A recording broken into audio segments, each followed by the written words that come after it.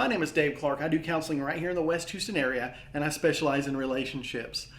You can go ahead and just turn this video off right now. You don't need to watch it. It will not apply to you. Today, we're talking about narcissism. Because in the bigger picture, we're all just walking each other home.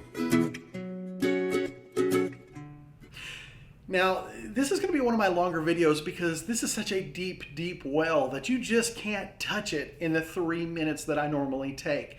And it's just, I feel like it needs to be said because it's coming up over and over and over in my counseling sessions, so I want to address it. Anytime there's an unhealthy relationship, which is all I get, I mean, if it was healthy, it wouldn't be coming to me, right? There's always at least one person who feels abused. An unhealthy relationship always feels abusive to at least one of the two people. Sometimes it feels abusive to both. When it feels abusive, I hear this all the time. Well, she's a narcissist or he's a narcissist. And that's kind of it's become very, very normal to me to hear this from my clients. I want to address what narcissism is and what it isn't.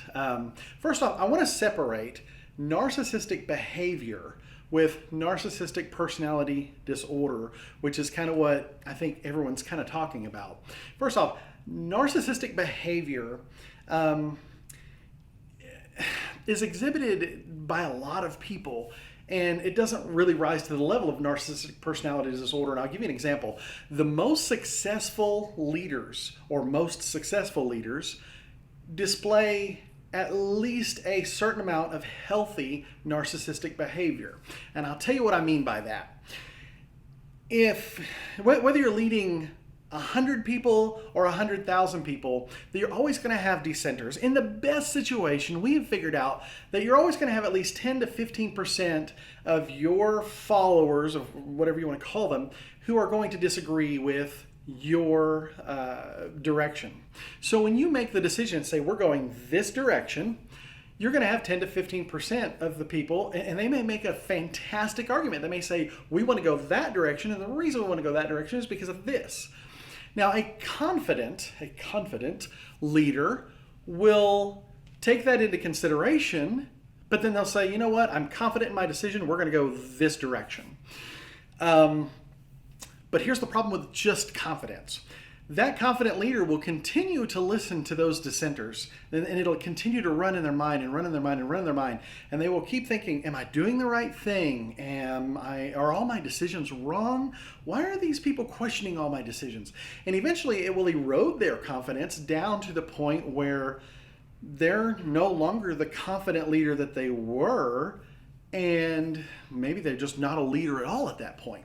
So what a leader with a healthy amount of narcissistic behavior will do is they're able to compartmentalize those people. They're able to say, hey, thank you for your input. You make a compelling argument. That's fantastic. But for my own sake, to protect my own leadership skills, I am going to compartmentalize you guys in a disregard pile, and I'm going to slide you off to the side. And I'm just not going to think about you ever again. Now that sounds horrible, but for a leader to continue to lead and not just crumble under the weight of dissent, they need to do that if they're going to be a long-term leader anyway.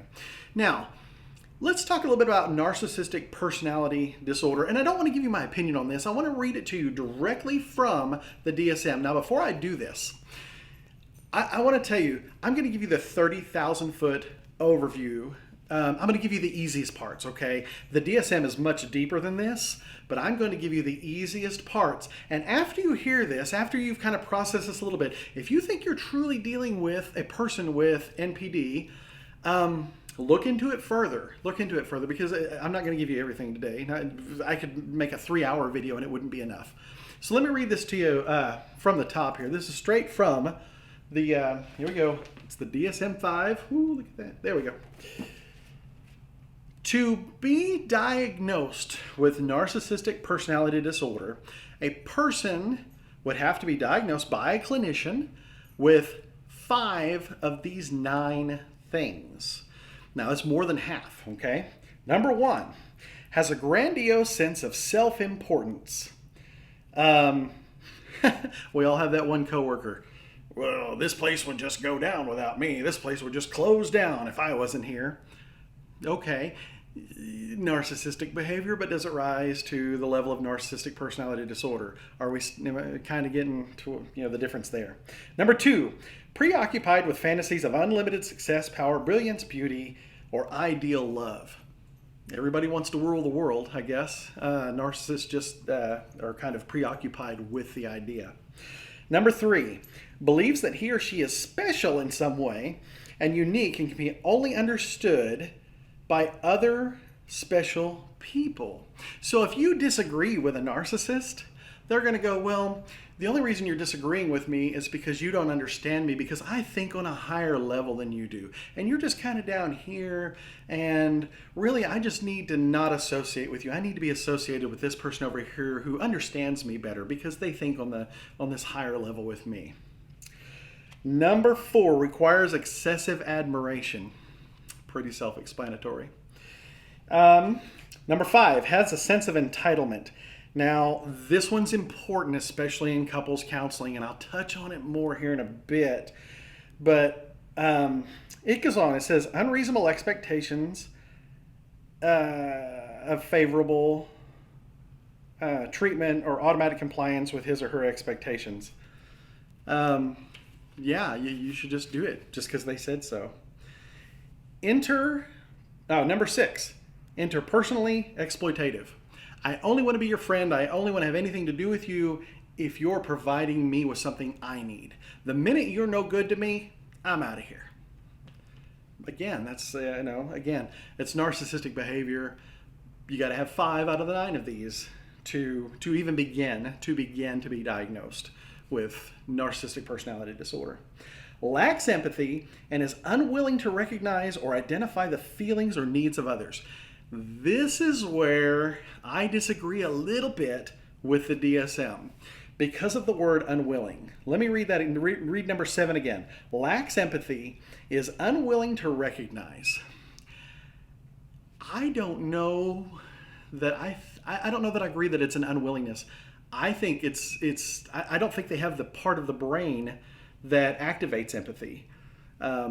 And I tell you why, and that may be my own kind of narcissistic behavior coming out in me, because I want this to be different, and I'll tell you why here in a bit. When we get to the end, I'll tell you why I want that to be different. Number 8, is often envious of others or believes that others are envious of him or her. Keeping up with the Joneses. Got to have the most, got to be the best, got to whatever. Or number 9 is super, super subjective. Shows arrogant, haughty behaviors or attitudes. That's, that's very subjective. You can read into that what you want. Now, I'm going to come back to a little later in the DSM. It kind of talks a little bit about sex. And one thing that in men and women, this shows up in different ways. In a couples counseling situation, a narcissist will place, a male, will place unreasonable demands on a female, on his wife. He'll say things like, I need sex this many times a day, I need it this way, I only want you to wear this kind of lingerie, I want this, I want that, I saw this in a French movie and we must do it, and if you don't do it, you don't love me. That's the kind of thing. A female narcissist will use sex as a weapon. It's all about dominance. Both sides. It's about dominance. A female will say, "Hey, it might be kind of nice to have a little time. Hey, let's go after this," and right up to the point, and then she'll snatch it away, and she'll say, "Yeah, I'm not in the mood anymore." And this is all about dominance. This is all about I can control you at my whim. Now, here is where I give you the really bad news. Okay? There is no cure for narcissistic personality disorder. And because of its nature, there really is no treatment. A true narcissist sees no problem with their own actions. They will never apologize for anything because they see no problem with their own actions. And without seeing the problem, they will never seek treatment.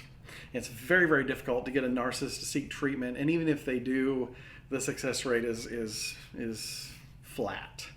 Now, again, here's where I disagree with the DSM, and maybe it's because I want to disagree with them.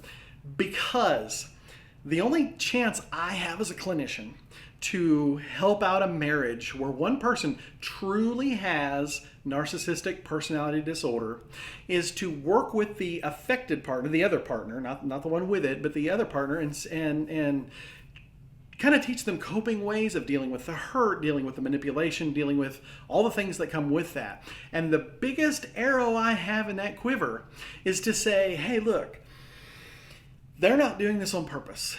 This is a mental disorder, same as schizophrenia, bipolar disorder, take your pick.